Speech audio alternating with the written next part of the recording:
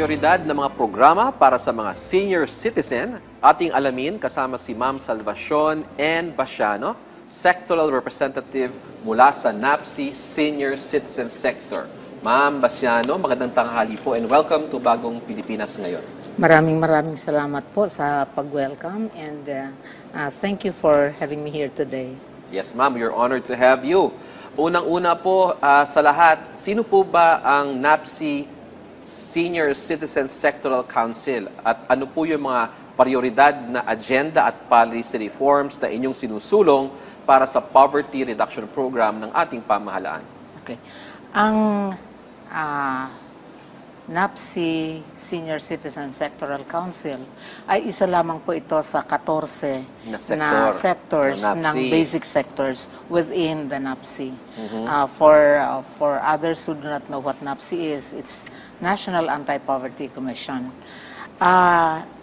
Yung pong bawat council sa amin, so that includes Senior Citizen Sectoral Council, is comprised of 25 members coming from different regions of the Philippines, the country. And they represent different organizations of older persons themselves. So, kumbaga, while they work with us as part of the council for legislation, for advocacies, pagbalik po nila sa kanilang mga regions, sa kanilang mga local areas, they work on local advocacies din tungkol sa kanilang mga organizations. So, ano po yung mga advocacies nyo ngayon sa inyong sector sa NAPSI? Oh yes, we have several priority agenda. Sa ngayon po, ang pinaka-prioridad namin ay yung universal social pension bilang kapalit po. We would like to replace the existing social pension for indigents kasi tingin namin mas masaserve ng husto ng panibagong panukalang batas yung general senior citizen population. So pag sinabi pong universal, ma'am, lahat ng senior citizen, gusto nyo pong makatanggap ng social pension. At magkano naman po yung inyong minumungkahing amount? Actually, sa amin po, ang mungkahin namin was, we started with 2.5 sana per older person. Kasi ang iniisip namin, adequate yun, yung 2.5 na pambili man lang ng maintenance ng gamot at saka yung kanilang magiging pagkain. Sa ngayon po, magkano yung social pension na natatanggap mula sa DSWD? Para po sa indigents lamang po yan, ay it's 1,000 actually. Every month? It started with 500. Yes. Kami din po yung nag-propose niyan in 2007 na naaprubahan po in 2010, napirmahan 2011.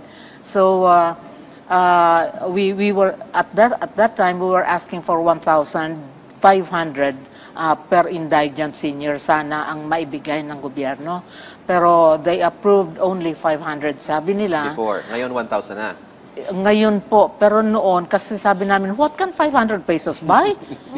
Sabi sa bicameral po 'yan nung tinatanong kami na kung payag daw kaming bawasan. Sabi ko, by how much? Kasi we're asking for 1,500. Sabi nila, bawasan natin ng 1,000. Ibig sabihin 500 lang ang matitira. Ano po? So sabi ko, what can 500 pesos buy? At that time, di lalo na ngayon, fortunately naman, starting last year, ay na-implement na-approve na yung additional na 500. But even that, tingin ko ay masyado pa rin inadequate given na laging nagtataas ang ating inflation, hindi naman bumababa Ano po? Tama po. So ilan po ba ang senior citizens tinataya natin ngayon ang population na maaaring mabigyan itong 2,500 po, no? Yung sinusulong ninyo. But even that, hindi po kami, kasi suggestion lang namin yan, na ang tingin namin na kailangan talaga ng senior citizens. But it will be up to Congress. And DBM, syempre. So, fortunately for us, Ang Congress po, inapprove nila sometime in May, yung universal social pension. Okay sa kanila na mag-universalize, except na at sabi nila at that time ay wala pang pondo ang gobyerno. Ang sabi namin ay may pondo, pero siyempre depende yan sa prioritization ng gobyerno. We stand to be at the last Priority. ng Mga magkano po ba kaya ang kakailanganin? Meron ka ba dyan, partner? Well, as kakailanganin na Kung sakaling amount, gusto nyo, how much funds do you need? Naku, madami yan. ang sabi po kasi namin kung I think kasi we are not starting from zero. Okay. Meron ng actual na, 'di ba? Meron na yung existing na social pension. So kasama na 'yun, kasama sila. So part na ng ng funding Pandagdag na yun. lang po. So karagdagan na lang I think yung something like 70 billion would be sufficient na pandagdag given na meron na ngayong 100, di ba? Yeah, so sa- 100 plus 70, that's sufficient. And someone was... Kala ko yung 100 ng PhilHealth excess funds. Hindi. Marami Nakahanap mga ka ng excess source. na Nakahanap nakaisip ka ng ako. source, Hindi partner. May po, mga excess because that's funds another story and that's Yes. another advocacy namin. Okay. It just came in, Ano po Opo. yung advocacy dyan sa PhilHealth? Ang advocacy namin is to keep PhilHealth funds within PhilHealth. Yes. Dahil ang daming kakulangan ng serbisyo ng PhilHealth. Kung meron mang sobra dyan, hindi po yun sobra. It's just na hindi ginamit. Yes. The officers should have been a little more creative in thinking of other services na dapat nilang idagdag. Sus, marausip. Oo nga po, kaso nabalik na ginamit na nga sa ibang bagay. Kasi Pero may subsidies naiiwan yun pa. ng gobyerno. May naiiwan pa. May naiwan pang Hindi. konti. Meron pa. It did not come from government. There would not have been yung tinatawag nilang ayuda sa mga seniors dyan sa PhilHealth kung hindi namin trinabaho yan. Kumampanya po kami. Syntax 12, Syntax 18. Ngayon po, may pangatlong syntax yan. Tumatrabaho po kami, nagkakampanya kami dyan. Kung hindi na-aprobahan yung ikinampanya naming panukalang batas, there would have not been any added revenue for government.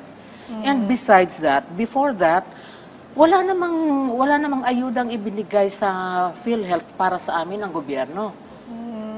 So, bilang panghuli na lang po, at least nailabas natin yan at narinig sana ng mga kinauukulan. Sana they're Makinig po listening. tayo sa ating elderly, the Oo. older and wiser. Hindi, partner, next year, may implement Yeah. na yung tax sa Netflix, Ah, tax yeah, sa mga oo. e-commerce, di ba? O, baka Yun, pwedeng pwedeng kunan. pagkunan din yun. Oo. Pero kawawa rin naman yung mga Sino? may middle Meron po class akong na suggestion. nagbabayad ng mga... Gaya mo. Gaya mo. Sir, meron ako Oo. suggestion. Anong suggestion Sige niyo po ma'am. dyan? Kasi every budget season, pinag-uusapan yung sinosoli. Last year, I was listening, ang sabi nila, on the average, every government agency returns 40% of their budget allocation for the year sa DBM. And that is on the average. Ibig sabihin, lahat ng mga Yung government mga agencies unutilized, ganoon. yung tinatawag, Yes. unutilized. oo. Unutilized. Oo. Yeah. Unused. Unused. Oo. So, sabi ko, kung ganoon, ibig sabihin, yung GAA, 40% of that, technically, ay hindi nagagamit. And it is being returned. And after returning to DBM, nothing is said about it anymore, where it goes, what is done with it. So, sabi ko, hindi kami nag-i-interest doon sa 40%. Lahat ng mga, kahit na lahat ng mga, siguro lahat ng mga benepisyong hinihingi ng senior citizens, kakayanin ng ating gobyerno, kahit na, dyan lang sa 20%, what's 20%? At that time, it was 5.3 trillion. Okay. Diba? Alright. Sabi ko, what's 20% of 5.3 trillion? That's 1.666 whatever. Na-compute na Sabi. naman. Alam mo ba, pwede kayong tumakbo sa party list, ha? Magaling po ako sa Sa math, sa arithmetic. Opo. Oo. Ma'am, maraming salamat po. magaling po And ako sa math. thank you for giving a voice to our elderly po. Yes. Thank So, you very sana much for nakikinig, inviting us. sana nakikinig yung ating mga decision makers and policy makers. Maraming salamat po sa inyong oras, Ma'am Salvacion Pasiano, ang sectoral rep mula sa NAPSI Senior Citizen Sector. At Oh. happy birthday. Oy, birthday Happy niyo po birthday po bukas. tomorrow. I'll be 80, 80. wow. 80. That's a big celebration po. Wow. Happy birthday! Ayan. Congrats rin Happy po. birthday Thank po. you. 80 Thank years you. old and still looking great. Thank you.